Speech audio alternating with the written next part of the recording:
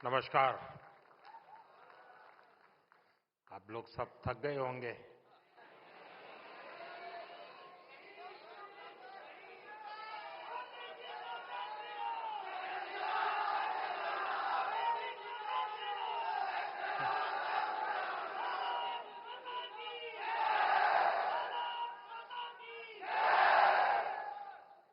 अर्नब की अर्नब की ऊंची आवाज से कान तो जरूर थक गए होंगे।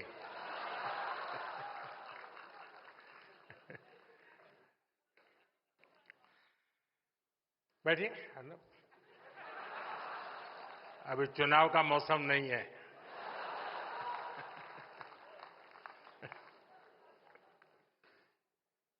सबसे पहले तो मैं रिपब्लिक टीवी को उसके इस अभिनव प्रयोग के लिए बहुत बधाई देता हूं।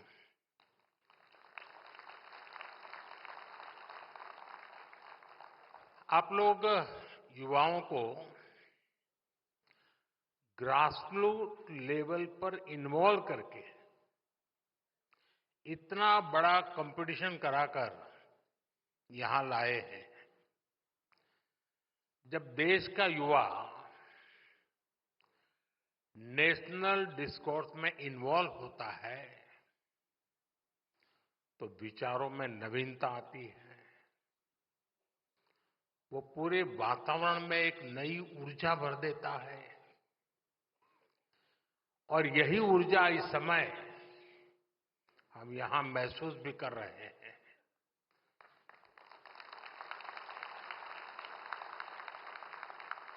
एक तरह से युवाओं के इन्वॉल्वमेंट से हम हर बंधन को तोड़ पाते हैं, सीमाओं के परे जा पाते हैं। फिर भी कोई भी लक्ष्य ऐसा नहीं रहता जिसे पाया न जा सके। कोई मंजिल ऐसी नहीं रहती जिस तक पहुंचा न जा सके। रिपब्लिक टीवी ने इस समिट के लिए एक नए कंसेप्ट पर काम किया है। मैं इस समिट की सफलता के लिए आप सभी को बहुत बहुत बधाई देता हूं, आपका अभिनंदन करता हूं। अच्छा, मेरा भी इसमें थोड़ा स्वार्थ है। एक तो मैं पिछले दिनों से लगा हूं कि मुझे 1 लाख नौजवानों को राजनीति में लाना है।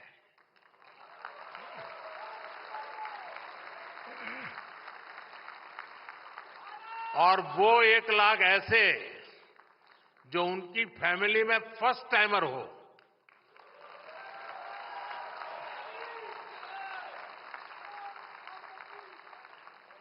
तो एक प्रकार से ऐसे इवेंट मेरी जो मेरा मकसद है उसका ग्राउंड बना रहे हैं।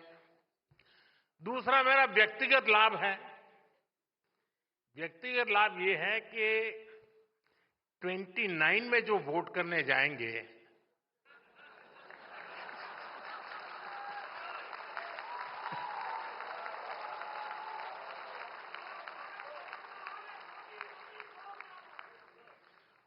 उनको पता ही नहीं है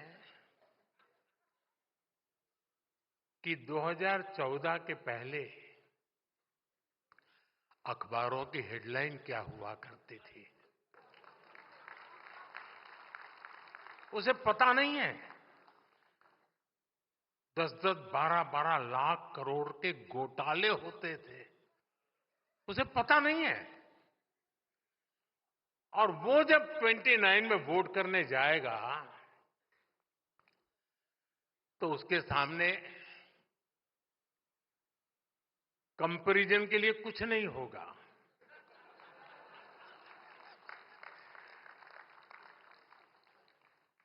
और इसलिए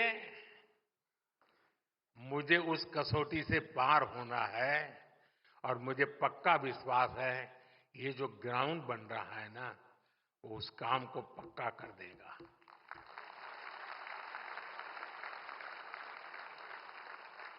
साथियों, आज पूरी दुनिया कह रही है कि ये भारत की सदी है। क्या आपने नहीं सुना है?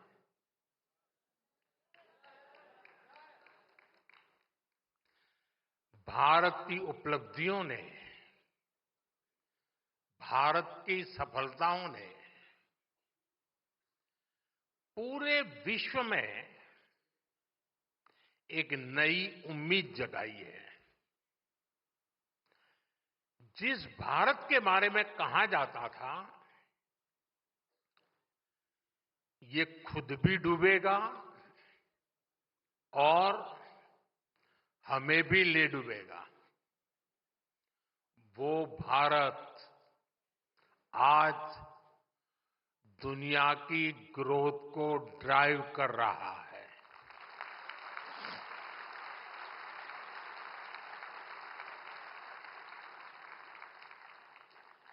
मैं भारत के फ्यूचर की दिशा क्या है, ये हमें आज के हमारे काम और सिद्धियों से पता चलता है। आजादी के 65 साल बाद भी भारत दुनिया की 11वें नंबर की इकोनॉमी था।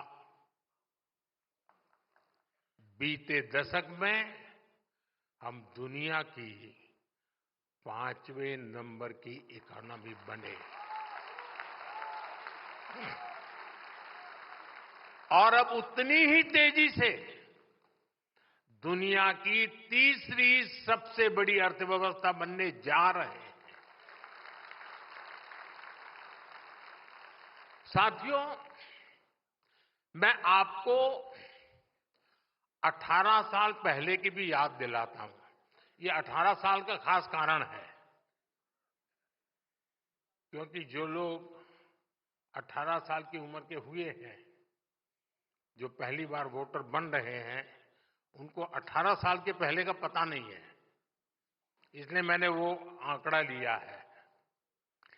18 साल पहले यानी 2007 में भारत की annual GDP 1 lakh crore dollar तक पहुंची थी।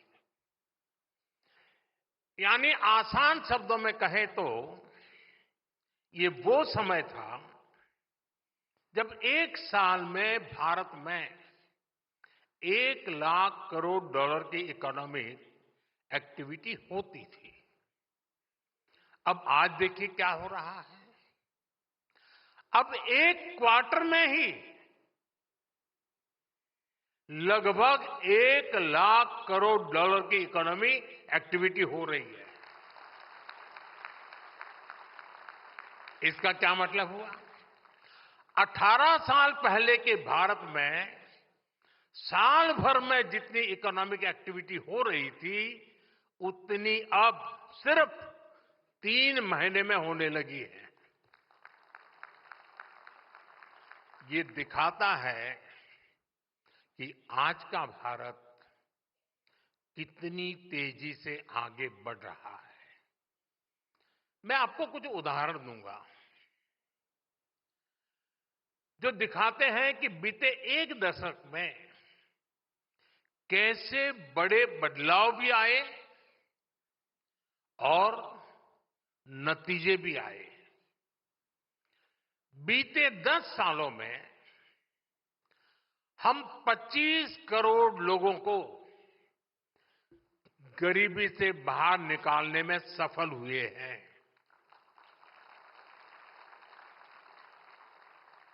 ये संख्या कई देशों की कुल जनसंख्या से भी ज्यादा है।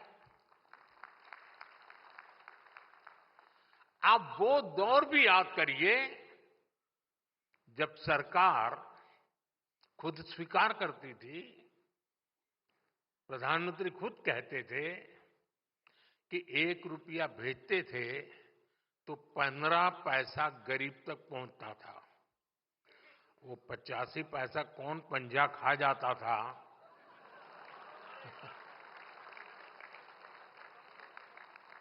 और एक आज का दौर है। बीते दशक में गरीबों के खाते में डीबीटी के जरिए डायरेक्ट बेनिफिट ट्रांसफर, डीबीटी के जरिए 42 लाख करोड़ रुपए से ज्यादा ट्रांसफर किए गए हैं। 42 लाख करोड़ रुपए। अगर आप वो हिसाब लगा दें रुपये में से 15 पैसा वाला, तो 42 लाख करोड़ का क्या हिसाब निकलेगा। साथियों, आज दिल्ली से 1 रुपया निकलता है तो 100 पैसे आखिरी जगह तक पहुंचते हैं।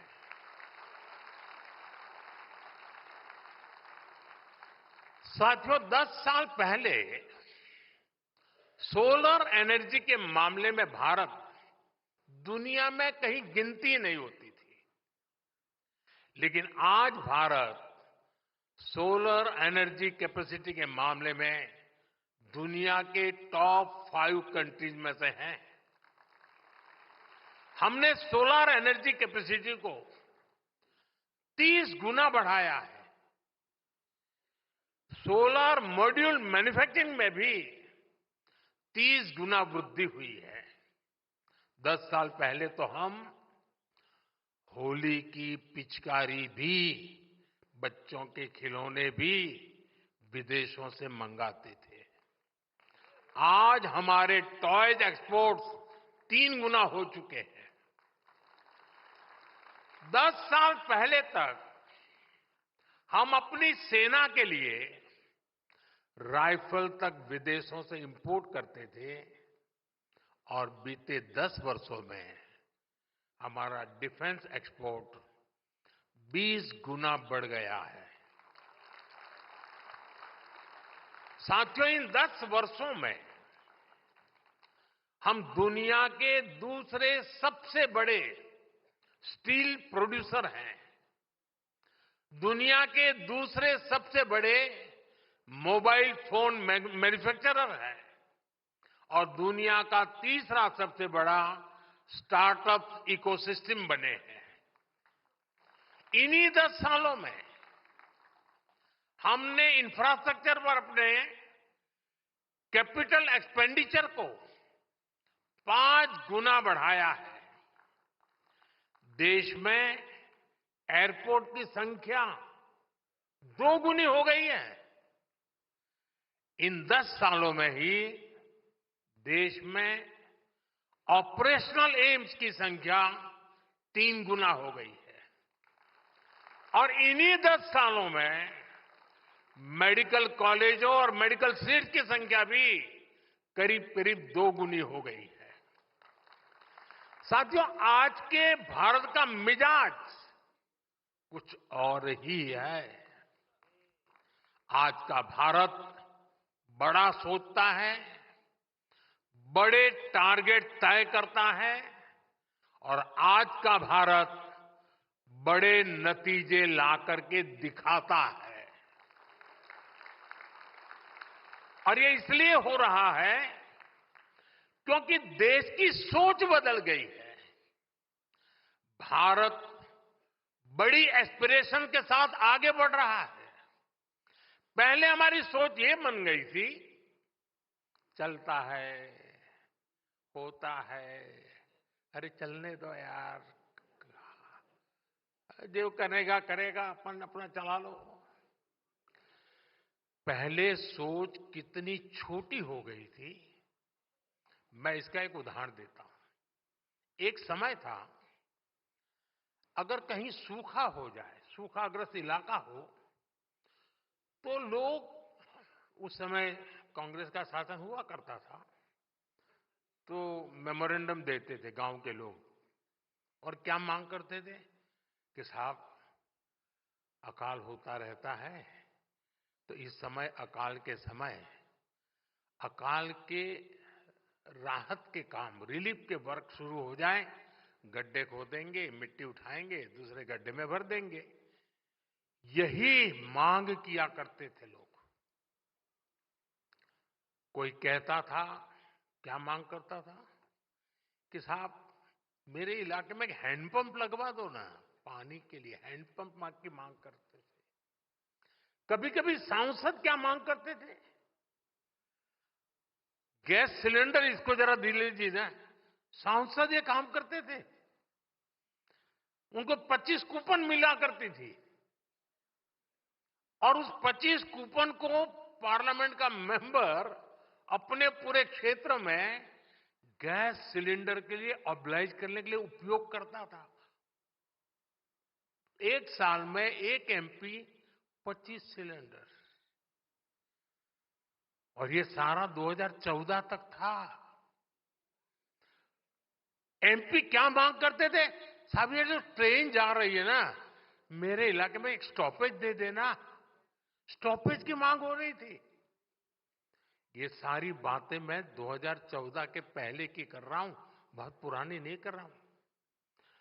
कांग्रेस ने देश के लोगों की एस्पिरेशंस को कुचल दिया था।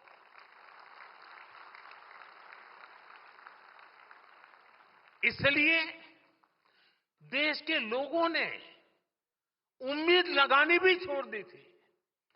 मान लिया था यार इनसे कुछ होना नहीं है, क्या कर रहा है। लोग कहते थे कि भाई ठीक है, तुम इतना ही कर सकते तो इतना ही कर दो। और आज आप देखिए हालात और सोच कितनी तेजी से बदल रही है। अब लोग जानते हैं कि कौन काम कर सकता है, कौन नतीजे ला सकता है। और ये सामान्य नागरिक नहीं, आप सदन के भाषण सुनोगे तो विपक्ष भी यही भाषण करता है, मोदी जी ये क्यों नहीं कर रहे हो। इसका मतलब उनको लगता है कि यही करेगा।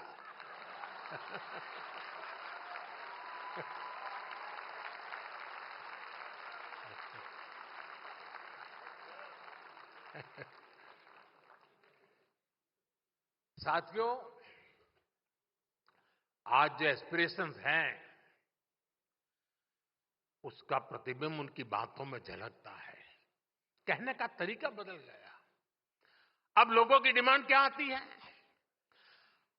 लोग पहले स्टॉपेज मांगते थे, अब आकर के कहते जी मेरे यहां भी तो एक वंदे भारत शुरू कर दो।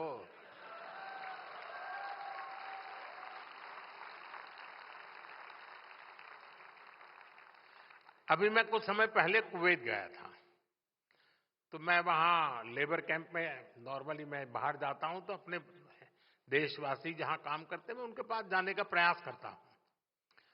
तो मैं वहां लेबर कॉलोनी में गया था, तो हमारे जो श्रमिक भाई बहन हैं जो वहां कुवैत में काम करते हैं, उनसे कोई 10 साल से, कोई 15 साल से वहां काम, मैंने से बात कर रहा था। अब देखिए, एक श्रमिक बिहार के गांव का जो 9 साल से कुवैत में काम कर रहा है, बीच बीच में आता है। मैंने जब उसको बातें कर रहा तो उसने कहा साहब मुझे एक सवाल पूछना है। मैंने कहा पूछिए। उसने कहा साहब मेरे गांव के 5 डिस्ट्रिक्ट हेडक्वार्टर पे इंटरनेशनल एयरपोर्ट बना दीजिए ना। जी मैं इतना प्रसन्न हो गया कि मेरे देश के बिहार के गांव का श्रमिक जो 9 साल से कुवैत में मजदूरी करता है, वो भी सोचता है अब मेरे डिस्ट्रिक्ट में इंटरनेशनल एयरपोर्ट बनेगा। ये है आज भारत के एक सामान्य नागरिक की एस्पिरेशन, जो विकसित भारत के लक्ष्य की ओर पूरे देश को ड्राइव कर रही है। साथियों, किसी भी समाज की, राष्ट्र की ताकत तभी बढ़ती है जब उसके नागरिकों के सामने से बंदिशें हटती हैं, बाधाएं हटती हैं, रुकावटों की दीवारें गिरती है, तभी उस देश के नागरिकों का सामर्थ्य बढ़ता है। आसमान की ऊंचाई भी उनके लिए छोटी पड़ जाती है। इसलिए हम निरंतर उन रुकावटों को हटा रहे हैं जो पहले की सरकारों ने नागरिकों के सामने लगा रखी थी। अब मैं उदाहरण देता हूं स्पेस सेक्टर। स्पेस सेक्टर में पहले सब कुछ इसरो के ही जिम्मे था। इसरो ने निश्चित तौर पर शानदार काम किया, लेकिन स्पेस साइंस और एंटरप्रेन्योरशिप को लेकर देश में जो बाकी सामर्थ्य था उसका उपयोग नहीं हो पा रहा था। सब कुछ इसरो में सिमट गया था। हमने हिम्मत करके स्पेस सेक्टर को युवा इनोवेटर्स के लिए खोल दिया। और जब मैंने निर्णय किया था, किसी अखबार की हेडलाइन नहीं बना था, क्योंकि समझ भी नहीं है। रिपब्लिक टीवी के दर्शकों को जानकर खुशी होगी कि आज 250 से ज्यादा स्पेस स्टार्टअप देश में बन गए हैं। ये मेरे देश के युवाओं की कमाल है। यही स्टार्टअप्स आज विक्रम एस और अग्निबाण जैसे रॉकेट्स बना रहे हैं। ऐसे ही मैपिंग के सेक्टर में हुआ। इतने बंधन थे, आप एक एटलास नहीं बना सकते। टेक्नोलॉजी बदल चुकी है। पहले अगर भारत में कोई मैप बनाना होता था तो उसके लिए सरकारी दरवाजे पर सालों तक आपको चक्कर काटने पड़ते थे। हमने इस बंदिश को भी हटाया। आज जियो स्पेशियल मैपिंग से जुड़ा डेटा नए स्टार्टअप्स का रास्ता बना रहा है। साथियों, न्यूक्लियर एनर्जी से जुड़े सेक्टर को भी पहले सरकारी कंट्रोल में रखा गया था।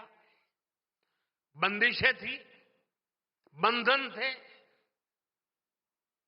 दीवारें खड़ी कर दी गई थी।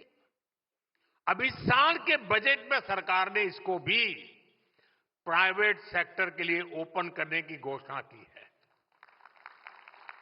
और इससे 2047 तक 100 गीगावाट न्यूक्लियर एनर्जी कैपेसिटी जोड़ने का रास्ता मजबूत हुआ है। साथियों, आप हैरान रह जाएंगे कि हमारे गांवों में 100 लाख करोड़ रुपए, 100 लाख करोड़ रुपीस, उससे भी ज्यादा अनटैप्ड आर्थिक सामर्थ्य पड़ा हुआ है। मैं आपके सामने फिर ये आंकड़ा दोहराऊं, 100 लाख करोड़ रुपए, ये छोटा आंकड़ा नहीं है। ये आर्थिक सामर्थ्य गांव में जो घर होते हैं उनके रूप में उपस्थित है। मैं आपको और आसान तरीके से समझाता हूं। अब जैसे यहां दिल्ली जैसे शहर में आपके घर 50 लाख के, 1 करोड़, 2 करोड़ के होते हैं। आपकी प्रॉपर्टी की वैल्यू पर आपको बैंक लोन भी मिल जाती है। अगर आपका दिल्ली में घर है तो आप बैंक से करोड़ों रुपए के लोन ले सकते हैं। अब सवाल यह है कि घर दिल्ली में ही थोड़े, गांव में भी तो घर है, वहां भी तो घरों का मालिक है। वहां ऐसा क्यों नहीं होता? गांवों में घरों पर लोन इसलिए नहीं मिलता क्योंकि भारत में गांव के घरों के लीगल डॉक्यूमेंट्स नहीं होते थे। प्रॉपर मैपिंग ही नहीं हो पाई थी। इसलिए गांव की इस ताकत का उचित लाभ देश को, देशवासियों को नहीं मिल पाया। और ये सिर्फ भारत की समस्या है ऐसा नहीं है। दुनिया के बड़े बड़े देशों में लोगों के पास प्रॉपर्टी के राइट्स नहीं है। बड़ी बड़ी अंतर्राष्ट्रीय संस्थाएं कहती हैं कि जो देश अपने यहां लोगों को प्रॉपर्टी राइट देता है, वहां की जीडीपी में उछाल आ जाता है। साथियों, भारत में गांव के घरों के प्रॉपर्टी राइट देने के लिए हमने एक स्वामित्व स्कीम शुरू की। इसके लिए हम गांव-गांव में ड्रोन से सर्वे करा रहे हैं। गांव के एक एक घर की मैपिंग करा रहे हैं। आज देश भर में गांव के घरों के प्रॉपर्टी कार्ड लोगों को दिए जा रहे हैं। 2 करोड़ से अधिक प्रॉपर्टी कार्ड सरकार ने बांटे हैं और ये काम लगातार चल रहा है। प्रॉपर्टी कार्ड न होने के कारण पहले गांवों में बहुत सारे विवाद भी होते थे। लोगों को अदालतों के चक्कर लगाने पड़ते थे। ये सब भी अब खत्म हुआ है। इन प्रॉपर्टी कार्ड पर अब गांव के लोगों को बैंकों से लोन मिल रहे हैं। इससे गांव के लोग अपना व्यवसाय शुरू कर रहे हैं, स्वरोजगार कर रहे हैं। अभी मैं एक दिन ये स्वामित्व योजना के तहत वीडियो कॉन्फ्रेंस पर उसके लाभार्थियों से बात कर रहा था। मुझे राजस्थान की एक बहन मिली। उसने कहा कि मेरा प्रॉपर्टी कार्ड मिलने के बाद मैंने 9 लाख रुपए की लोन ली गांव में, और बोले मैंने बिजनेस शुरू किया और मैं आधी लोन वापस कर चुकी हूं और अब मुझे पूरी लोन वापस करने में समय नहीं लगेगा और मुझे अधिक लोन की संभावना बन गई है। कितना कॉन्फिडेंस लेवल है साथियों। ये जितने भी उदाहरण मैंने दिए हैं, इनका सबसे बड़ा बेनिफिशियरी मेरे देश का नौजवान है। वो यूथ जो विकसित भारत का सबसे बड़ा स्टेक होल्डर है। जो यूथ आज के भारत का एक्स फैक्टर है। इस एक्स का अर्थ है एक्सपेरिमेंटेशन, एक्सेलेंस और एक्सपांशन। एक्सपेरिमेंटेशन यानी हमारे युवाओं ने पुराने तौर तरीकों से आगे बढ़कर नए रास्ते बनाए हैं। एक्सेलेंस यानी नौजवानों ने ग्लोबल बेंचमार्क सेट किए हैं। और एक्सपांशन यानी इनोवेशन को हमारे युवाओं ने 140 करोड़ देशवासियों के लिए स्केल अप किया है। हमारा यूथ देश की बड़ी समस्याओं का समाधान दे सकता है, लेकिन इस सामर्थ्य का सदुपयोग भी पहले नहीं किया गया। हैकाथॉन के जरिए युवा देश की समस्याओं का समाधान भी दे सकते हैं। इसको लेकर पहले सरकारों ने सोचा तक नहीं। आज हम हर वर्ष स्मार्ट इंडिया हैकाथॉन आयोजित करते हैं। अभी तक 10 लाख युवा इसका हिस्सा बन चुके हैं। सरकार की अनेक मिनिस्ट्रीज और डिपार्टमेंट ने गवर्नेंस से जुड़े कई प्रॉब्लम और उनके सामने रखे, समस्याएं बताई कि बताइए भाई आप खोजिए क्या क्या सॉल्यूशन हो सकता है। हैकाथॉन में हमारे युवाओं ने लगभग 2500 सॉल्यूशन डेवलप करके देश को दिए हैं। मुझे खुशी है कि आपने भी हैकाथॉन के इस कल्चर को आगे बढ़ाया है और जिन नौजवानों ने विजय प्राप्त की है, मैं उन नौजवानों को बधाई देता हूं और मुझे खुशी है कि मुझे उन नौजवानों से मिलने का मौका मिला। साथियों, बीते 10 वर्षों में देश ने एक न्यू एज गवर्नेंस को फील किया है। बीते दशक में हमने इम्पैक्ट लेस एडमिनिस्ट्रेशन को इम्पैक्टफुल गवर्नेंस में बदला है। आप जब फील्ड में जाते हैं तो अक्सर लोग कहते हैं कि हमें फला सरकारी स्कीम का बेनिफिट पहली बार मिला।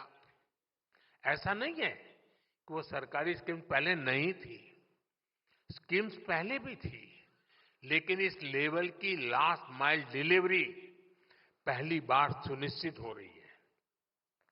आप अक्सर पीएम आवास स्कीम के बेनिफिशियरीज के इंटरव्यू चलाते हैं।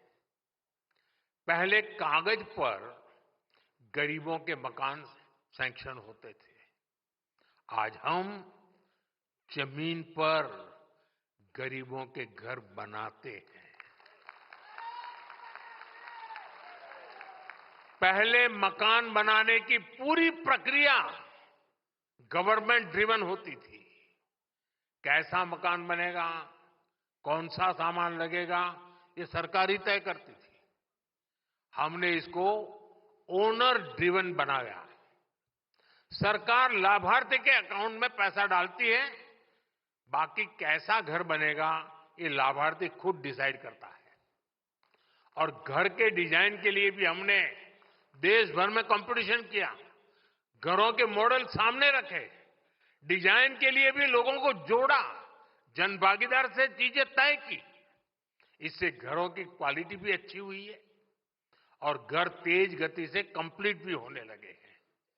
पहले ईंट पत्थर जोड़कर आधे अधूरे मकान बनाकर दिए जाते थे, हमने गरीब को उसके सपनों का घर बनाकर दिया है। इन घरों में नल से जल आता है, उज्ज्वला योजना का गैस कनेक्शन होता है, सौभाग्य योजना का बिजली कनेक्शन होता है। हमने सिर्फ 4 दीवारें खड़ी नहीं की हैं, हमने उन घरों में जिंदगी खड़ी की है। साथियों, किसी भी देश के विकास के लिए बहुत जरूरी पक्ष है उस देश की सुरक्षा, नेशनल सिक्योरिटी। बीते दशक में हमने सिक्योरिटी पर भी बहुत अधिक काम किया है। आप याद करिए, पहले टीवी पर अक्सर सीरियल बम ब्लास्ट की ब्रेकिंग न्यूज चला करती थी, स्लीपर सेल्स के नेटवर्क पर स्पेशल प्रोग्राम हुआ करते थे। आज ये सब टीवी स्क्रीन और भारत की जमीन दोनों जगह से गायब हो चुका है। वरना पहले आप ट्रेन में जाते थे, हवाई अड्डे पर जाते थे, लावारिस कोई बैग पड़ी है तो छूना मत, ऐसी सूचनाएं आती थी। आज वो जो 18-20 साल के नौजवान हैं, उन्होंने वो सूचना सुनी ही नहीं होगी। आज देश में नक्सलवाद भी अंतिम सांसें गिन रहा है। पहले जहां 100 से अधिक जिले नक्सलवाद की चपेट में थे, आज ये 2 दर्जन से भी कम जिलों में ही सीमित रह गया है। ये तभी संभव हुआ जब हमने नेशन फर्स्ट की भावना से काम किया। हमने इन क्षेत्रों में गवर्नेंस को ग्रासरूट लेवल तक पहुंचाया। देखते ही देखते इन जिलों में हजारों किलोमीटर लंबी सड़कें बनी, स्कूल अस्पताल बने, 4G मोबाइल नेटवर्क पहुंचा और परिणाम आज देश देख रहा है। साथियों, सरकार के निर्णायक फैसलों से आज नक्सलवाद जंगल से तो साफ हो रहा है, लेकिन अब वो अर्बन सेंटर्स में पैर पसार रहा है।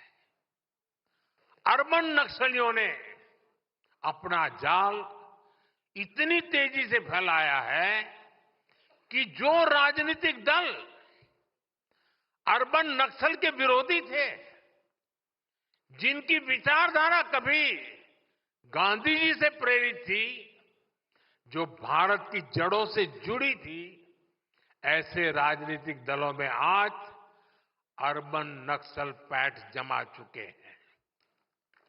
आज वहां अर्बन नक्सलियों की आवाज उनकी ही भाषा सुनाई देती है। इसी से हम समझ सकते हैं कि इनकी जड़ें कितनी गहरी हैं। हमें याद रखना है कि अर्बन नक्सली भारत के विकास और हमारी विरासत, इन दोनों के घोर विरोधी हैं। वैसे अर्नब ने भी अर्बन नक्सलियों को एक्सपोज करने का जिम्मा उठाया हुआ है। विकसित भारत के लिए विकास भी जरूरी है और विरासत को मजबूत करना भी आवश्यक है। और इसलिए हमें अर्बन नक्सलियों से सावधान रहना है। साथियों, आज का भारत हर चुनौती से टकराते हुए नई ऊंचाइयों को छू रहा है। मुझे भरोसा है कि रिपब्लिक टीवी नेटवर्क के आप सभी लोग हमेशा नेशन फर्स्ट के भाव से पत्रकारिता को नया आयाम देते रहेंगे। आप विकसित भारत के एस्पिरेशन को अपनी पत्रकारिता से कैटलिस्ट करते रहे। इसी विश्वास के साथ आप सभी का बहुत बहुत आभार, बहुत बहुत शुभकामनाएं। धन्यवाद।